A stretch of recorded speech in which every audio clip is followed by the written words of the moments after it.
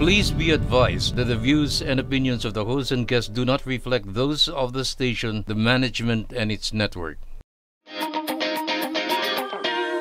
Sa barangay tayo, ikaw at ako. Sa barangay tayo, sa barangay tayo. Sa barangay tayo, ikaw at ako. Madami kang matututunan, nakaalaman, kaya lagi tandaan. Sa barangay tayo. Isang maganda at mapagpalang araw po sa inyong lahat, mga kabarangay. Ako po ang inyong lingkod, SK Mai Salazar, at welcome po sa isa na namang araw ng makabuluhang talakayan para sa ikagaganda ng serbisyong barangay. Kasama pa rin ang ating pambansang kagawad, Kags Butch Serrano. Maraming salamat, SK Mai. Isang karangalan ang makasama kayo, 42,047 barangays, upang pag-usapan natin ang mga mahalagang provision sa Local Government Code.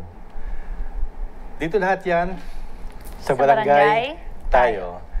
Alam nyo, well, nakita nyo na sa screens ninyo ang ating pong favorite na guest na alam naman natin na umaani ng napakaraming views at napakaraming tagahanga sa kanyang galing, kisig, talino.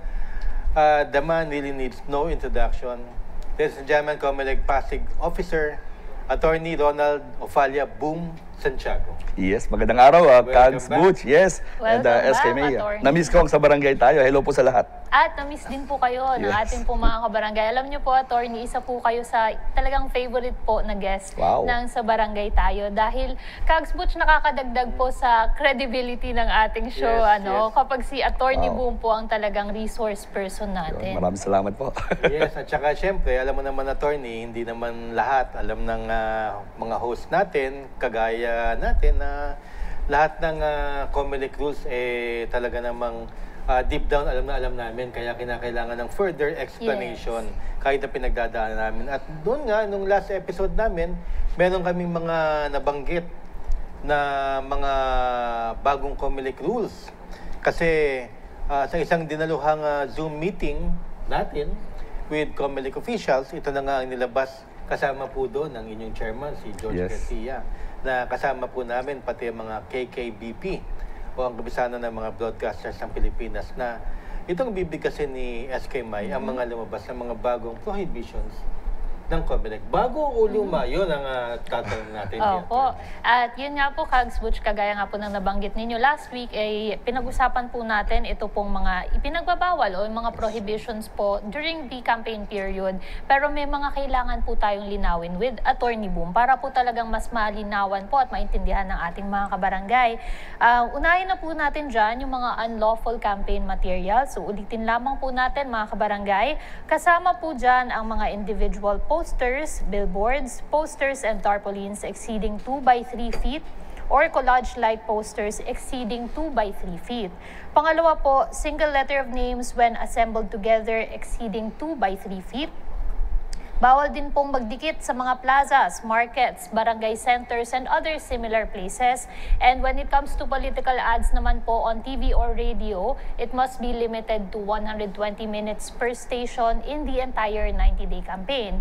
On radio, 180 minutes per station for the 90-day campaign. Ayan, maraming salamat, SK Mai. May lilinawin muna tayo kay Attorney. Attorney Boom, bago ho ba ito o hindi? I see. Well, it has been the standard sa ating Fair Election Act na kung saan may mga size requirement po tayo sa ating mga campaign materials. But I just want to point out po, katulad ng sabi ni SK Mai, dapat 2 by 3. And make sure na ito ay kakabit sa ating mga designated na common posters area. Bawat municipality or city po ay nagtalaga ng mga designated common posters area. Binigyan din po ng laya yung ating mga kandidato or political parties na mag-suggest para madagdagan kung nakukulangan sila sa ating mga common posters area. If ang mga campaign materials, kahit na mag-comply ka sa 2 by 3 requirements, ay nakalagay po outside the common poster area at sa mga private properties na walang consent ang may-ari, that is considered illegal po. Okay, maraming salamat, Attorney. Malinaw na malinaw po yun. At ang napagdaanan po natin, mga ilang election na po yan. Yes. Pero napapagdaanan po din natin, Attorney, dahil ang national and local elections sa March 28 pang umpisa ng campaign. Yes, tama po. So yung 2 by 3, ngayon pa lamang, at saka yung mga campaign posters ng ating po mga prospective candidates, yes, no? latag na sa lahat ng makita nilang kalsada na nakikita natin at hindi lang 2x3, mas malaki pa sa 2x3. Meron ho ba silang na-violate ukol ho dito sa rules natin? I see. Well, kung yan ay patungkol sa mga national candidates like senator, mga party list, kailangan compliant po sila sa size requirement at make sure po na yan ay naka-post sa mga designated common posters area. Or, kung yan po ay naka-post sa mga private property, make sure na may consent po. And clear na naman po, settled na naman po sa ating Supreme Court na kapag mga materials na naka-post po sa mga private property, not necessary po na mag-comply sa size requirement. Make sure lang po na may consent. Kasi hindi natin may iwasan, Kags Butch, no, na may mga supporters, mga friends na magpo-post sa kanilang mga properties, even yung mga billboards, no? If that's the case, wala po tayong makikitang violation unless isi-circumvent po ng ating mga candidates for national na pinalalabas sila na iba, pero ang totoo, sila naman po talaga yung nag-commission. So that's another thing. Now, in relation naman po sa mga kandidato po sa local, pursuant to the Comelec resolutions po or even the settled case po sa Supreme Court, magsisimula po lahat ng mga unlawful acts at saka prohibitions sa ating mga local candidates sa pagtuntong po ng pagsisimula ng campaign which is on March 28 po. Ayan po. Ayan. So, ibig sabihin, kung ako isang magulang na kandidato, halimbawa, wala pang March 28 at ang tarpaulin ko ay kasi laki ng bahay, hindi pa naman ako sa masasabing nagva-violate dahil wala pa hong campaign period. Technically, yes po. Technically, yes. Kaya nga po, nakaka-receive na po ako ng mga complaint regarding that, and I always tell them na magsisimula pa lang po tayo ng campaign period sa local on March 28. After March 28, that's the time na magkakanta po kami ng mga Operation Baklas. So we will remove yung mga illegal campaign, mga posters, and bibigyan po namin sila ng mga notice, at kapag hindi po sila nag-comply, maliban sa tatanggalin po namin ng mga ito, maaari po namin silang sampahan ng reklamo because that's an election offense. Ayan. Okay. Opo. Meron din tayo kasi marami nagtatanong. Halimbawa, ako yung isang kapitan. At pinayagan kong magdikit ng tarpaulin ang aking mga sinusuportang kandidato. Halimbawa, si Kapitan May Salazar. Pwede ho ba yun sa barangay? I see. Well, covered po yan ng aming Comelec resolution, yung mga ASR or abuse of state's resources.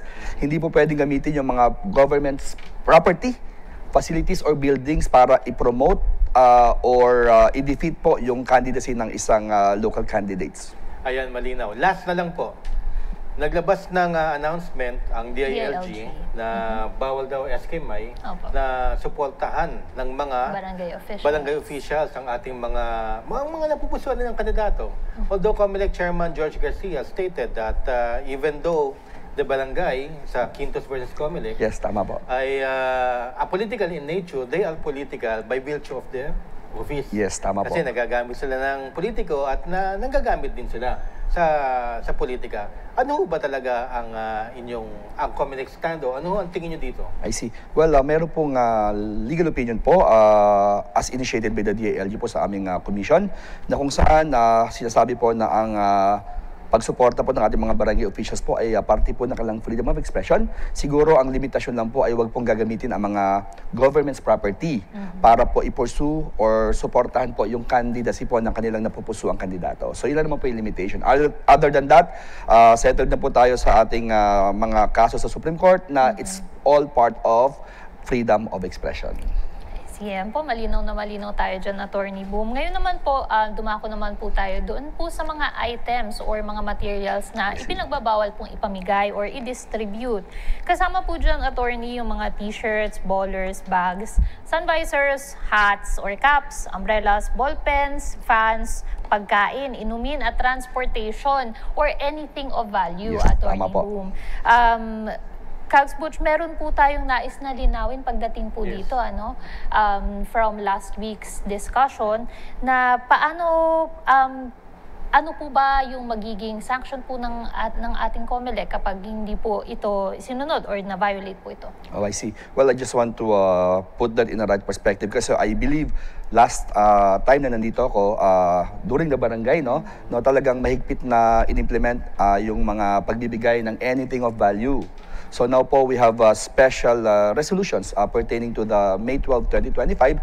Ang sinasabi po ng aming COMELEC resolution, yung mga bagay na yun, yung mga ballers, t-shirts, anything of value po ay pinapayagan outside the campaign period. But sa pagtungtong po ng mga campaign period, kung gusto po nilang ipagpatuloy yung pamimigay nun, they need to get on authority from the COMELEC. At bigyan po nila ng sample po yung COMELEC para malaman namin if that is prohibited, if it's part of the prohibited na pwede ipamigay or pwede silang i-allow na ipamigayan even during the campaign period. Without that authority po, kapag ginawa po ng ating mga kandidato ang pamimigay ng mga bagay na yan, anything of value, yan po ay makukonsider na election offense. And take note, kapag po may election offense, that can be a ground for disqualification po.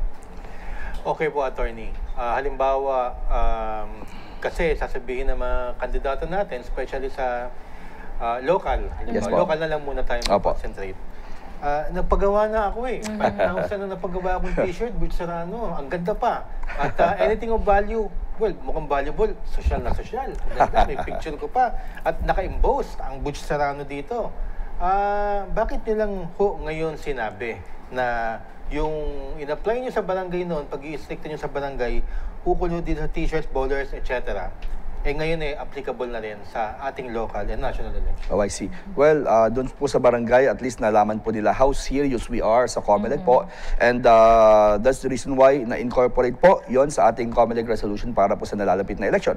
Ang sinasabi lang naman po sa aming COMELEC resolution, yes, pwede niyong gamitin yan, ipamigay yan outside the campaign period, but if gusto niyo ipagpatuloy na ipamigay yan, kailangan niyo pong humingi ng authority from the COMELEC and make sure na mabigyan po ng sample po ang COMELEC because that would determine whether papayagan kayo o hindi na ipamigay pa yan even during the campaign period po.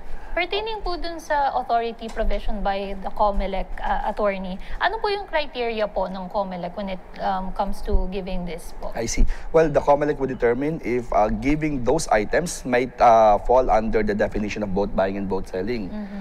It's discretionary on the part of the COMELEC, but definitely if it's one of those that would fall under the provision of either both buying, both selling, or even ASR or abuse of state resources, definitely it will be denied. Kaya ang pinaka-safe po sa pagsisimula po ng campaign period po sa March 28, make sure po na walang ipamimigay ng mga bagay na hindi po authorized ng COMELEC. Otherwise, that will be a ground for the filing of election offense. That can be used as a ground for the filing of the petition for disqualification. Opo. Okay, kung ganun po pala, Attorney, di lahat pala to, pag ipapaalam ko at ako yung kandidato, sasabihin ko mamimigay ng t-shirts, bowlers, bags, food, drinks, transportation, at saka konting umbrellas. Yan ho ba ipapayagan ng COMELEC? Ano ho ba yung, paano kung yung kalabang ko yung kalabang ko ay pinayagan, pero ako hindi? Parang ganun. I see. Anong basihan ko as candidate? Well, I believe very objective naman ang magiging criteria. I cannot categorically state ano yung mga papayagan or hindi papayagan. But definitely, ang iniiwasan lamang ng COMELEC na magamit yung mga bagay na to, mga items na to determine whether it's something or anything na may value that might fall under the definition po ng both buying and both selling. Otherwise, yan po ay i-deny po ng aming commission. Okay. Ito po, attorney, mostly yung mga napag-usapan po natin, it pertains to the candidates po. Paano Yes po. naman po yung mga supporters po I nila na nais pong, for example, t-shirts, nais pong magsuot in support sa kanila pong mga napupusuang kandidato? Meron po bang ipinagbabawal po tungkol po dyan? Or... I see. Well, ang provision po natin sa both buying and both selling, hindi lang po para sa mga kandidato. Opo. Maaari rin po makomit yan ng mga supporters, any other person, or even entities or organization. Opo. So if it falls under the definition of both buying or both selling, maaari po silang masampahan ng kasong kriminal po. Ayan po. Okay. Pero ang pinakabasehan is anything of value. Yes po. So pag valuable, like t-shirts, talagang bawal dapat. Yes po. I remember last time po nasa barangay, may katanungan po na ang dami niya nang ininvest only to find out na hindi pala niya maibibigay. Kaya ang sabi ko nga po, so you can just do that after kung manalo ka. Kasi even kung ipamigay mo yan after, that can still be considered as both buying and both selling. Ganun po kahigpit. Opo. Opo. Well, tama naman. Kasi, attorney, ang laging sinasabi ng ating mga kabarangay, bakit kami mga kabarangay ini-istriktuhan nyo, pero ito hindi nyo ma-istriktuhan. Ngayon nag-i-istriktuhan. Exactly po. We want to apply that even sa ating midterm, national and local para hindi magtampo yung mga kandidato sa barangay na sila hinigpitan, ito hindi. So, very objective po si Chairman George patungkol po sa election. Tinitreat niya ito as one. So, lahat po ng mga prohibited acts before na-incorporate po sa ating resolution pertaining sa May 12, 2025 elections. Ayan. Maraming salamat, Attorney. Alam niyo sa second segment, marami pa tayong tanong kay Attorney. Hanggang third, alam niyo, may isa tayong tanong na alam kong inaabangan ninyo. Pero bago lahat yan, at hintayin niyo si Cap Dondon tsaka si Kagawad Marie. Sila po ang susunod na next segment. Pero bago po yan, may pagbati lang po si SK May. Opo, nais lang po nating batiin ang punong barangay po na si Elisa Marie Bumatayo ng Barangay Kanduran, Rosario, Cavite. Hello po sa inyo at maraming salamat po sa inyo pong patuloy na pagsuporta sa aming pong programa. Kayo po, Attorney, meron po ba kayong nais batiin? Yun, siguro gusto kong batiin yung aking mga kasamahan sa Comelec Pasig 1st District for successfully completing po yung aming training para sa mga teachers na magsisilbi bilang mga electoral boards. Hello po sa inyo lahat at syempre sa family ko. Hello po. Mabuhay po ang mga taga-subaybay ng Sa Barangay Tayo. Mabuhay po kayo. Ayan po, maraming salamat, Attorney Boom at mga kabarangay. Huwag po muna kayong aalis dahil of course sa ating pong second segment ay makakasama pa rin po natin si Attorney Boom Santiago and ang pag-uusapan naman po natin ay ang mga Comelec news and updates. Lahat po yan sa pagbabalik ng Sa Barangay Tayo. Sa barangay tayo, ikaw at ako. Nagbibigay ng aral sa mga kagawad at kapitan. Sa